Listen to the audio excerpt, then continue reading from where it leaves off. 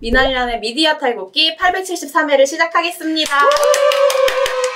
네, 안녕하세요. 저는 미디어 탈곡기의 소녀가장 민원련의 홍보 콘텐츠팀 활동가 김나래입니다. 안녕하세요. 저는 종편 모니터 활동가 박진솔입니다. 네, 꾸벅. 네, 박진솔 활동가와 하는 불크맨 종편 뭐하니?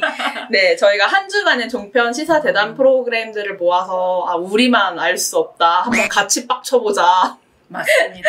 네, 라는 취지로 이제 금요일을 불태워 봅니다. 네. 박진솔 활동가가 이번 주에 굉장히 바빴어요. 네, 박원순 시장 관련돼서 네. 잘못된 보도가 많았기 때문에 이 방통심이 접수를 했거든요.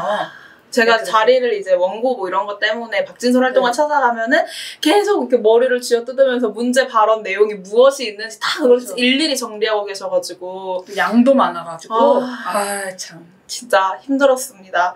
네, 오늘 저희 종편 시사 대담 프로그램 종편 문제 발언을 좀 이제 다뤄보려고 하는데요. 크게 두 가지 주제로 다뤄볼 수 있을 것 같아요. 첫 번째 주제는 저희가 이제 방심이 접수했다고 했던 그런 박원순 서울시장 죽음 관련 대담이고요.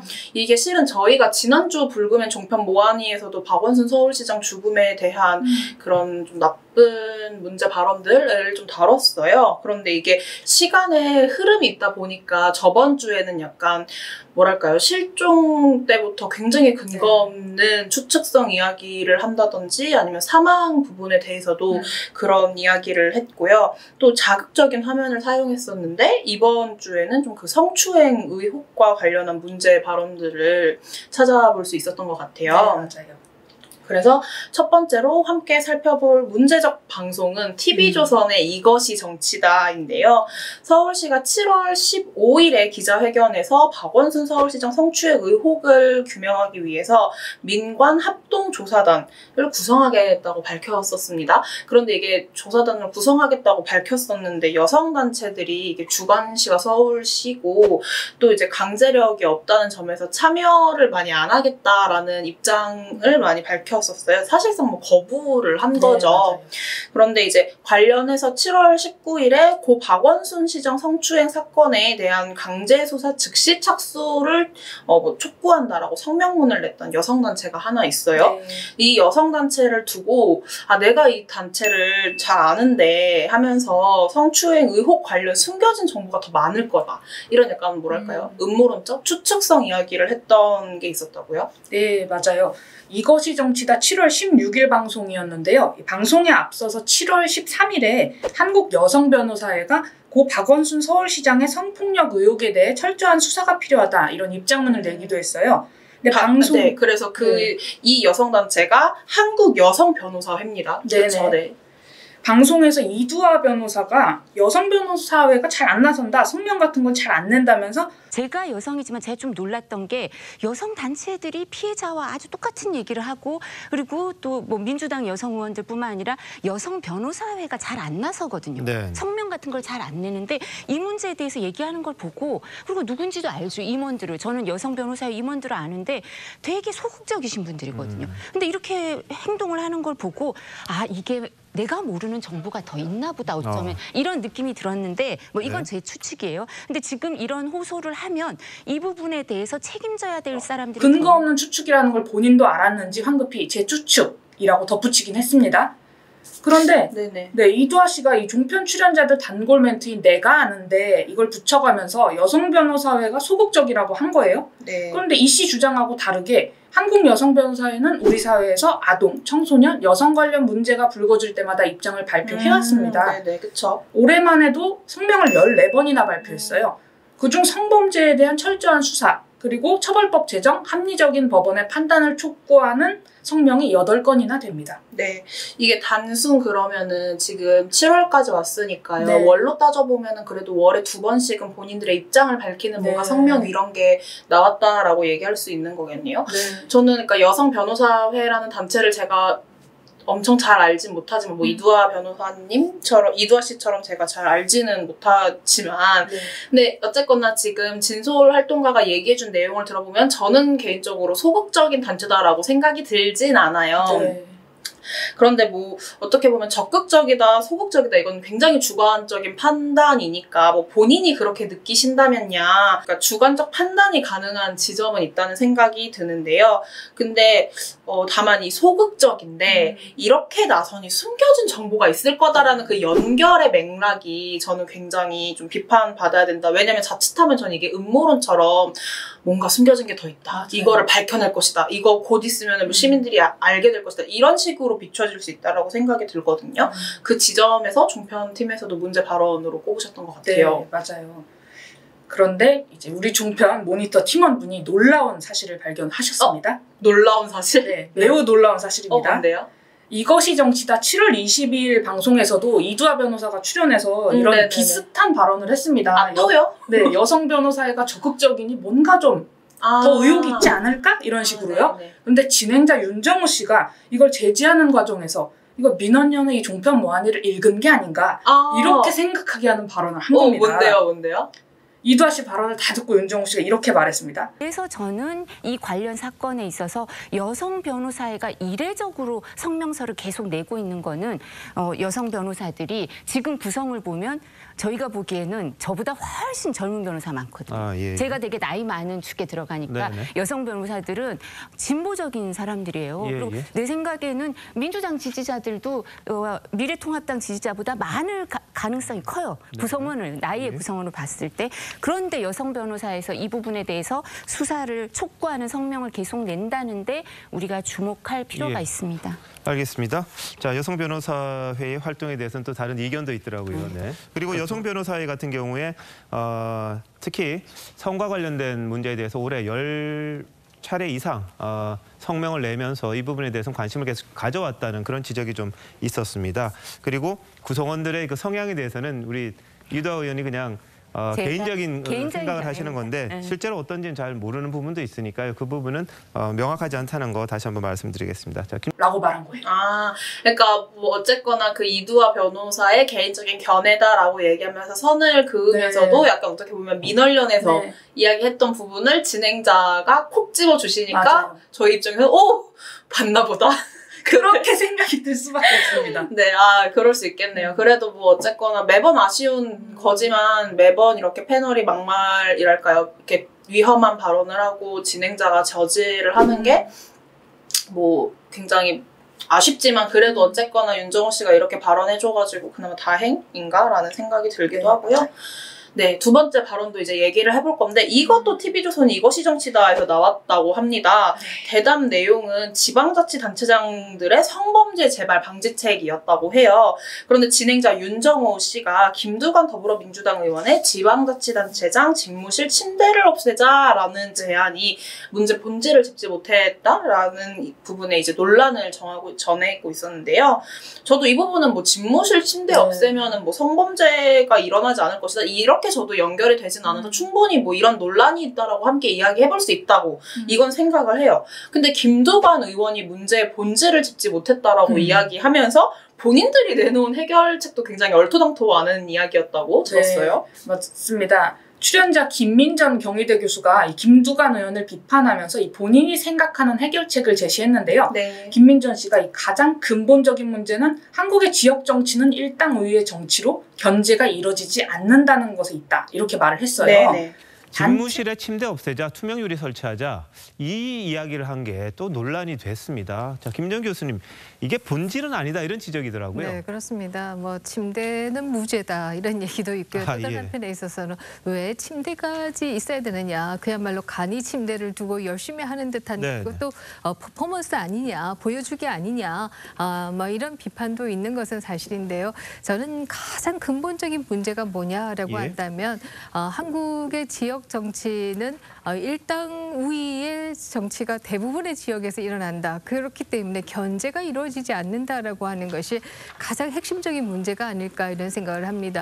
단체장의 정당과 의회 다수당이 같은 정당이고 이 때문에 지방의회가 단체장을 견제할 수 없는 이 구조를 사실 우리 유권자 스스로가 좀 바꿔나가야지 이런 일들이 좀 덜 일어날 수 있지 않을까. 더더욱이나 지역 언론의 경우에는 중앙 언론지보다 그보다 또 상대적으로 단체장과 비교했을 때 훨씬 더 약한 위치에 있는 것이 사실이기 때문에 이런 권력의 집중을 막기 위해서는 정당 구조를 좀 그야말로 경쟁 구조로 각 지역에서 만들어가는 것이 저는 핵심적인 방법이다 이렇게 생각합니다. 알겠습니다. 자, 여론조사가 좀 이렇게 말을 한 겁니다. 이 지자체장들의 네네. 성범죄가 반복되는 이유는 수직적인 조직 구조 그리고 지자체장들의 왜곡된 성인식에 있습니다. 네네. 그런데 김두관 의원이 엉뚱하게 집무실 내부 구조 개선을 해결책으로 제시했는데 네. 김민전 씨는 엉뚱하게 일당의회의 한국 정치가 근본 원인이다. 유권자가 경쟁적인 정당 구조를 만드는 것이 해결책이다. 이렇게 얘기를 한 겁니다. 네. 유권자인 국민에게 지자체장들의 성범죄 책임까지 돌리는 떠넘기는 발언처럼 네. 저는 느껴지는데 이게 뭔가 유권자가 경쟁적인 정당 구도를 만드는 게 해결책이다. 이게 해결책의 본질을 비껴나갔을 뿐만 아니라 저는 발언을 이제 쭉 듣잖아요. 그리고 네. 저도 그 해당 방송을 항상 너무 고맙게 우리 진솔님이 참고하라 라고 하면서 이렇게 보내줘요. 어떤 방송인지 그 부분을 딱 보내주는데 제가 확인을 하면서 느꼈던 게 어떤 감정이 들었냐면 네. 그러니까 경쟁적인 정당 구조를 만들자 이거는 그러니까 무슨 얘기를 하고 싶을까? 어떻게 보면 지금 뭐 여당, 뭐 범여권이라고 지금 많이 그러니까 뭐랄까 보도가 많이 나가잖아요. 범여권 네. 식으로 보도가 많이 나가는데 진보 진영이 의석수를 좀 많이 가져갔는데 그러니까 쉽게 말하자면 보수 진영하고 진보 진영 간에 좀 비등하게 대립을 할 수 있게끔 힘을 달라라는 느낌처럼 저는 느껴졌어요. 왜냐면 발언이 그렇잖아요. 경쟁적인 정당 구조를 만드는 게 해결책이다. 이 얘기가 저는 그렇게 맞아요. 들렸거든요. 결론적으로 본 논의에서 지역 정치 내 성범죄 해결 방안을 얘기했어야 하는데 또다시 진영 논리로 빠져버리는 종편 대담의 문제를 확인할 수 있었다라는 생각이 좀 들었습니다. 네, 뭐 그거를 자꾸 유권자한테 뭐라고 하지 마시고 네. 여튼 그런 생각이 드네요. 뭐 TV조선에서는 이런 발언들이 좀 나왔고요. MBN에서는 되게 낮은 성인지 감수성을 보여주는 발언이 있었다고 합니다. 네. 이 부분에 대해서도 좀 진솔활동가가 전해드릴까요? 네. MBN 뉴스와이드 7월 17일 방송이었는데요. 네네. 출연자 현근택 더불어민주당 법률위원회 부위원장이 발언을 한 겁니다. 저번에 한번 저희 종편 모아니 할 때 다른 분이랑 말답 설전을 하셨던 맞습니다. 분으로 제가 기억하네요. 네. 이분이 이렇게 말을 했는데요. 성추행이냐 아니냐 물론 지금 상대방 이야기를 들을 수 없어서 모르겠지만 이게 사실은 저는 아마 성추행이냐 아니냐 물론 뭐 상대방 지금 얘기를 들을 수 없어서 모르겠지만 이게 아마 뭐 어떤 조직이든지 간에 있을 수 있는 일이에요.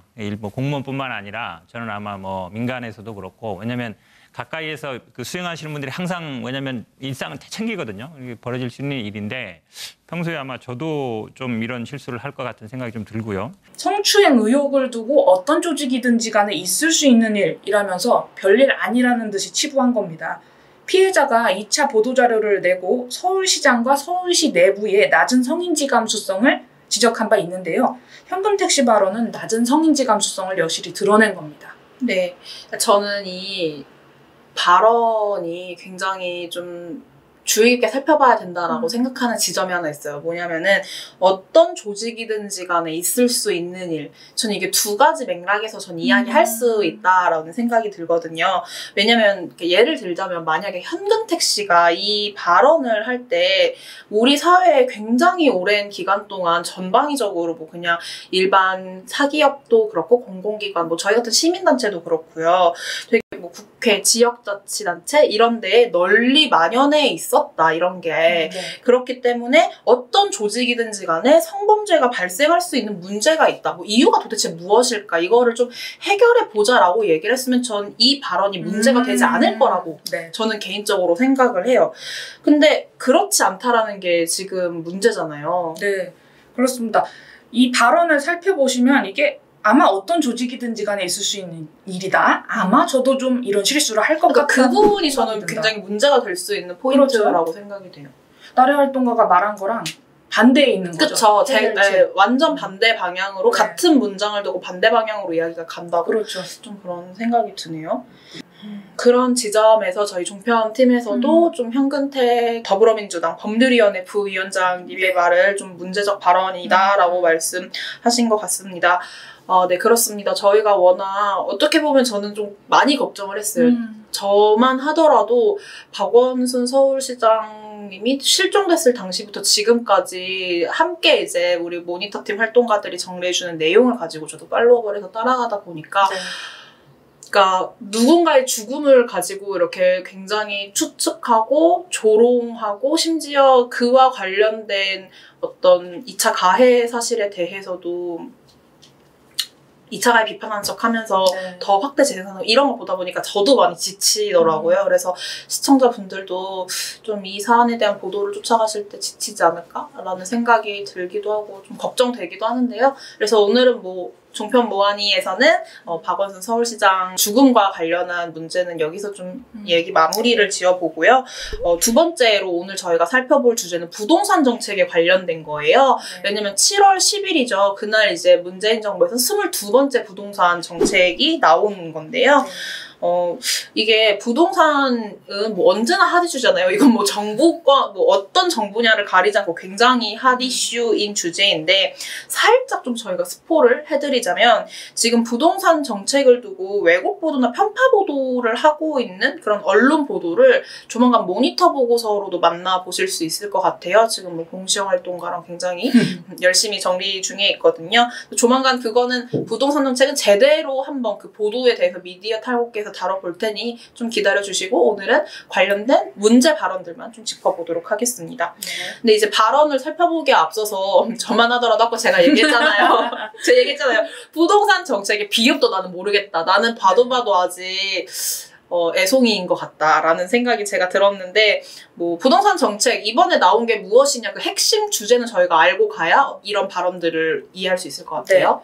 7월 10일 나온 부동산 정책의 핵심이 뭐냐면요. 서민 실수요자 부담을 줄이기 위한 주택 공급 확대, 다주택자 단기거래 부동산 세제 강화, 등록임대사업체 일부 유형 폐지. 이게 세부 내용입니다. 네. 여기서 다주택자 단기거래 부동산 세제 강화에는요. 다주택자 종합부동산세 중과세율 인상과 양도소득세, 취득세, 재산세 인상이 포함되어 있습니다.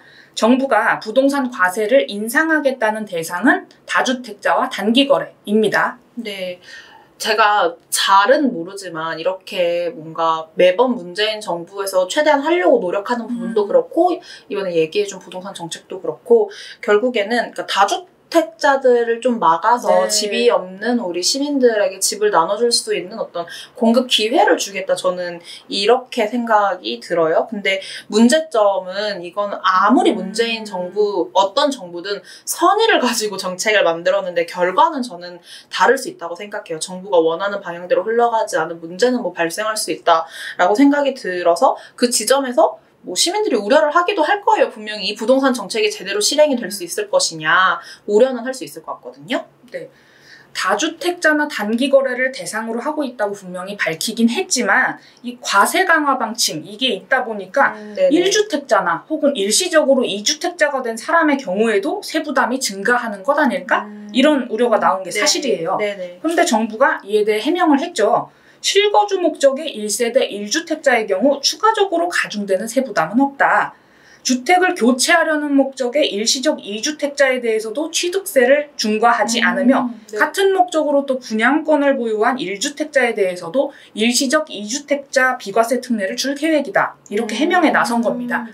단 여기서 이제 세금 부담이 좀 증가하는 측이 어느 측이냐면요. 1주택자라도 9억 원 초과의 주택을 가진 분들 이런 분들은 집값이 오를 경우에 재산세와 종부세 등 보유세가 비교적으로 큰 폭으로 오르게 됩니다. 그렇습니다. 정부가 뭐 이제 우리 시민분들이 우려하시는 부분에 대해서 사실이 아니다라고 확실하게 해명을 좀 한 부분이 있는데 이렇게 되면 좀 시민들의 우려를 잠재우고 뭔가 보도나 대담 프로그램에서도 무엇이 팩트이며 그런 거 좀 체크도 해보고 제대로 된 뭔가 정말 부동산 정책을 비판할 게 있다면 비판을 하고 아니면 이 부분은 잘했다 어떻게 갈 것인가 뭐 흐름 전망하고 이러면 참 좋았을 텐데 그러지 못하고 굉장히 극단적이고 황당한 사례를 들어서 다뤘다고 해요. 뭐 TV조선이랑 채널A가 그랬다고 하는데 한번 TV조선부터 말씀해 주실까요? 네. TV조선 신통방통 7월 20일 방송이었습니다. 중앙일보 절세 상담 왔다 이혼 상담 가족 해체 부르는 세금 폭탄 같은 날 기사를 소개했는데요. 익명을 요구한 세무사 제보를 바탕으로 한 기사였습니다. 네. 15억 원 상당의 서울 지역 아파트 2채를 보유한 60대 부부가 상담을 했고 높은 양도소득세 중과세율에 아내가 시세 차익의 절반을 내느니 이혼을 해서 1가구 1주택 비과세 혜택을 받는 게 낫다. 절반은 세금으로 내느니 그렇죠. 그렇게 해오는데. 네. 그래서 남편이랑 말다툼이 벌어진 내용을 좀 담고 있다고요. 네. 이렇게 극단적인 사례를 보여주면서 7월 10일 부동산 대책의 과세 강화 방침을 세금 폭탄으로 과장한 겁니다. 아하, 그렇죠. 그런데 이 프로그램의 임시 진행자인데요. 장원준 씨가 중앙일보 기사를 인용한 후에 젊은 부부 중에서도 결혼을 앞둔 젊은 부부 중에서도 결혼을 하게 되면 이 기사 끝에 보면은 젊은 부부 중에서도 그러니까 결혼을 앞둔 젊은 부부 중에서도 결혼을 하게 되면 오히려 세금에 불리함이 생기니까 결혼을 미루고 뭐 이렇게 대출을 받는다든지 이런 얘기까지 있는데 결국 나라라는 게 나이 들어서도 정말 오손도손 백년해로 하시게 하고 또 자식이 부모를 모시게 살게 하고 젊은 사람들이 부부가 돼서 자식을 낳고 이렇게 해야 되는데 부동산 세금 때문에 그런 일들에 저해가 생기고 있다 이런 우려가 생긴다면 한 번쯤 되짚어봐야 되는 게 아닌가 그런 생각이 듭니다. 든다. 그 말을 한 겁니다. 이미 과장된 기사를 전하면서 본인도 과장된 의견을 내놓은 겁니다. 네, 그렇습니다. 그런데 이제 채널A 같은 경우도 이 중앙일보 기사를 인용해서 이야기했다고 하니 묶어서 얘기해보게 채널A도 바로 좀 얘기해 주실까요? 네, 채널A 뉴스A 라이브 같은 날 방송이었습니다. 제목부터 자극적이었는데요. 세금 폭탄에 가족 해체까지라는 소제목을 단 거예요. 그런데 이 대담 대부분이 극단적인 사례 소개로 채워졌습니다. 네. 출연자 정철진 경제평론가는 정부가 강력한 부동산 규제로 부동산을 전면 봉쇄하고 있는 그런 상황이라면서 이렇게 규제가 세금 폭탄에 가족 해체까지 뭐 이런 키워드였습니다. 도대체 무슨 일이 있길래 가족 해체까지 저희가 고민을 해야 되는 건가요? 이제 최근에 강력한 부동산 규제가 2개, 뭐 617, 또 70 나오게 되고 일부는 소급 적용도 하게 되고요. 뭐 여러분에게 소개도 했지만 취득세, 보유세, 양도세 완전히 이제 부동산을 전면 봉쇄하고 있는 그런 상황 아닙니까? 네. 근데 항상 그렇듯이 이렇게 규제가 나오면 그 작은 빈틈으로라도 빠져나가려는 움직임이 있고 그런 시도들이 나옵니다. 네. 그 중에 하나가 가족 해체라고 하면 대표적인 게 뭐가 있겠습니까? 이혼. 예. 네. 뭐 어떤 위혼 이런 것들을 통한 이슈들이 좀 커지고 있어서 예. 한번 이 이슈를 다뤄보려고 합니다. 네. 그러니까 이 진행자 손찬욱 씨가 궁금해하는 어투로 실제 이혼을 하고 그러면 세금이 확 줄어드나요? 이렇게 물은 거예요. 뭐 궁금할 수는 있다 생각해요. 진짜 그런 사례가 발생하면은 진짜 그런가 궁금할 수야 있겠죠. 네네 그렇습니다. 네. 그러니까 이 정철준 씨가 모 세무사 자료에 따른 것이다 라면서 10억과 13억 원, 총 26억 원의 아파트를 가진 부부의 사례를 소개했습니다. 네. 이 정 씨는 2주택자인 부부가 양도세 6억이 넘는 세금에서 이혼을 하게 되면 3천만 원으로 떨어지기 때문에 이혼을 해서라도 세금을 줄여보겠다는 문의가 있다라고 전했습니다. 네. 이게 마치 정말 모 세무사의 자료를 직접 탐구한 것 같지만 정 씨가 가져온 사례는 TV조선 신통방통에서도 인용했던 중앙일보 기사였습니다. 그렇습니다. 네. 이 중앙일보 기사도 실제 부과된 세금을 기준으로 한 게 아니었어요. 그럼 TV조선이랑 채널A가 인용해온 중앙일보 기사 자체도 네. 어쨌거나 실제 부과된 세금 기준으로 한 게 아니니까 어느 정도 좀 과장되거나 잘못된 부분이 있을 수 있는 거네요. 네. 이 60대 부부의 사례를 양경섭 온세그룹 세무사한테 맡겨서 가상으로 세금이 얼마나 나올 것인가를 시뮬레이션을 해본 거예요. 네. 7월 10일 부동산 대책에 따른 종합부동산세 세율 인상과 내년 공시가격이 한 10% 인상할 것이다. 이렇게 가정을 해서 모의 계산을 한 결과였어요. 네네. 부부가 4억 원에 구매한 아파트가 4배 오른 16억 원에 매각이 될 경우에 2주택자 양도소득세를 계산을 한 건데요. 네네. 결과적으로 부부가 얻을 시세 차익이 12억 원일까? 아니면 6억 원에 그칠까? 이런 것에 관한 내용이에요. 그런데 부부가 시세 차익 6억 원을 얻을 수 있을 것이다 라는 부분은 쏙 빼놓고 7월 10일 부동산 대책에 따른 세금 폭탄에만 초점을 맞춘 겁니다. 네, 그렇습니다. 네. 굉장히 극단적인 사례를 얘기하면서 말한 것 같은데 더 이어서 말씀해 주세요. 네. 극단적인 사례를 말해준 뒤에 위장 이혼은 안 된다, 처벌받을 수 있다 이러면서 수습을 하려고 했는데요. 이럴 게 아니라 이혼을 조장하는 것도 아니고 참 이 세금 아끼겠다고 이혼까지 고민해야 되는 세태가 참 안타까운데 또 최근에 이럴 게 아니라 아예 그런 극단적인 사례를 말해주지 않는 게 맞겠죠. 이 진행자 송찬욱 씨가 절대 이혼을 조장하려는 것도 아니고 참 세금 아끼겠다고 이혼까지 고민해야 하는 세태가 안타깝네요. 라고 했는데요. 사실 참. 네, 그렇습니다. 저는 실은 이혼을 조장하려고 뭐 하는 건 아니고 참 세금 아끼겠다고 이혼까지 고민해야 하는 세태가 안타깝다라는 발언이 굉장히 뭐랄까요? 어불성설이라고 해야 될까요? 굉장히 자극적인 어떤 기사에서 나온 사례를 가지고 가족이 해체되고 있다라고 이야기를 하고 있는데 전 이게 어떻게 보면은 특수사례 가져와가지고 전시한 경우라는 생각이 들어요, 저는. 그래서 이 모니터 보고서를 쭉 보면서 인상을 찡그리고 좀 보다가 박진솔 활동가 이 보고서 보면 제가 굉장히 공감 가는 문장이 있었거든요. 좀 소개를 해드리고 싶어요. 송찬욱 씨는 절대 이혼도 아니고 참 세금 아끼겠다고 이혼까지 고민해야 하는 세태가 안타깝다. 7월 10일 부동산 대책을 제대로 설명해주지 않고 극단적인 사례만 끌고 와 세금 폭탄 프레임만 강화하는 종편의 현실이 더욱 안타깝네요. 라는 부분이었어요. 쭉 얼굴 찡그리고 보다가 여기서 아유 그래 이런 종편 현실이 더 안타깝다라는 생각이 들었는데요. 저희가 오늘 이제 종편 부동산 정책 문제 발언들을 얘기하다 보니까 이런 자극적인 부분이 쏙쏙 뽑힌 부분도 있지만요. 어쨌거나 부동산 정책에 대한 이야기를 나눠볼 거라면 정말 시민들한테 뭔가 정보를 제공해주고 실질적으로 이 부동산 정책과 관련된 뭐 돌아다니는 풍문, 잘못된 사람들의 인식 같은 거를 짚어주는 부분도 필요하다는 생각이 저는 들거든요. 그래서 네. 박진솔 활동가가 어떤 이야기를 종편에서 좀 해봐야지 맞는 것일까? 좀 생각을 들어보면서 오늘 이야기 좀 마무리하면 좋겠습니다. 네. 일단 종편에서 시청자들에게 부동산 정책에 대한 정보를 충분히 제공해야 맞아요. 한다. 충분한 정보를 제공해줘야 네, 돼요. 그런 생각이 들어요. 종편 모안이를 통해서 이 부동산 정책에 대한 종편의 문제 발언을 정리하고 비판하고 이러면서 든 생각이 왜 종편에서는 정부가 낸 부동산 정책의 주요 내용과 취지를 제대로 그리고 쉬운 말로 알려주지 않을까라는 거였습니다. 네네. 다주택자나 단기 거래를 대상으로 한 과세 강화 방침에서 과세 강화 방침만 쏙 떼어내서 7월 10일 부동산 대책은 세금 폭탄인 것처럼 이렇게 말해주는 건 시청자들한테는 도움이 되지 않죠. 네. 그러니까 발표된 부동산 대책을 충분히 설명해 준 후에 그에 따른 우려도 전하는 게 온당하겠죠.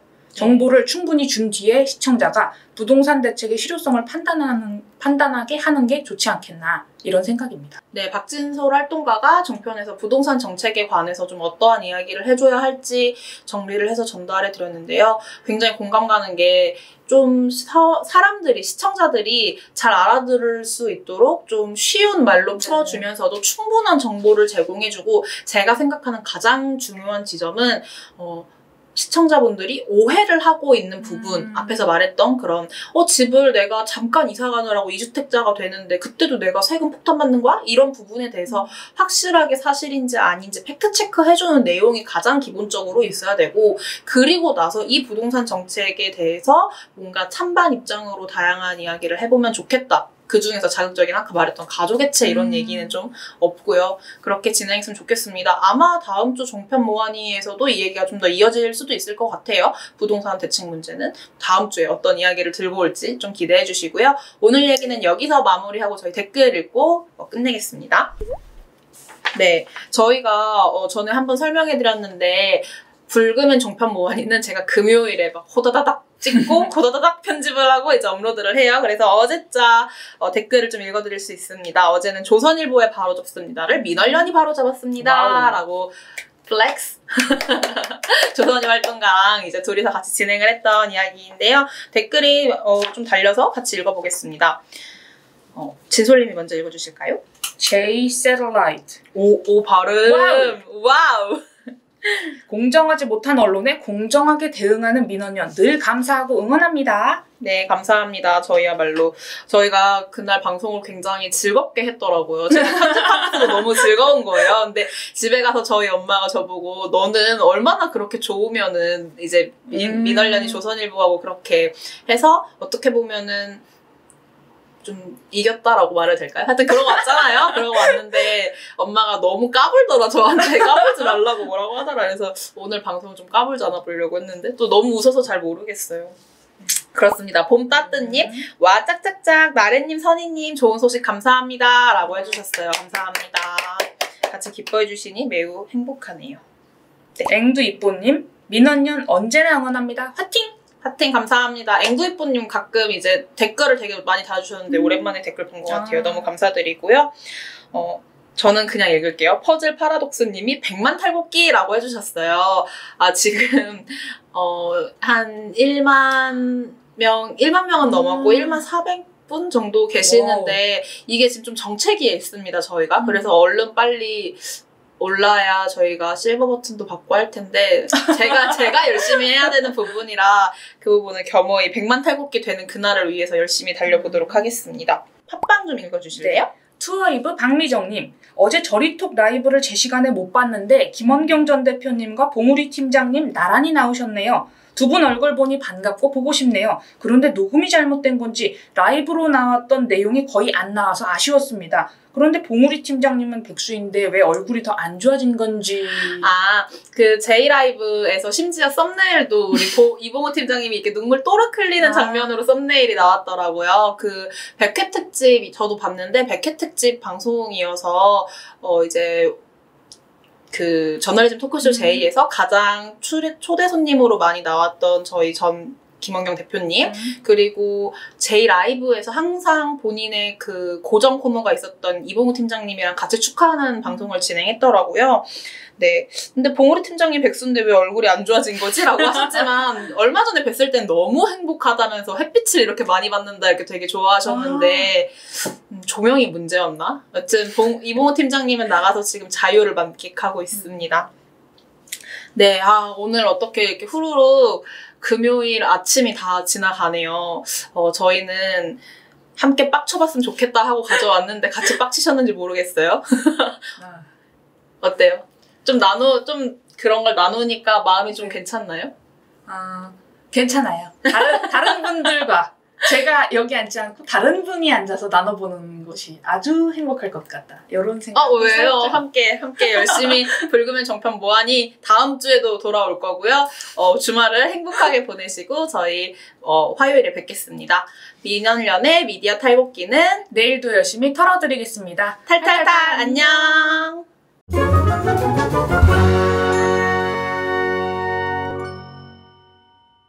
익명을 요구한 세보사 아니요. 박수 한번 치고 할게요. 그냥 아이오에오 한번 해보세요. 아이오에오. 크게. 아이오에오. 와우, 최고.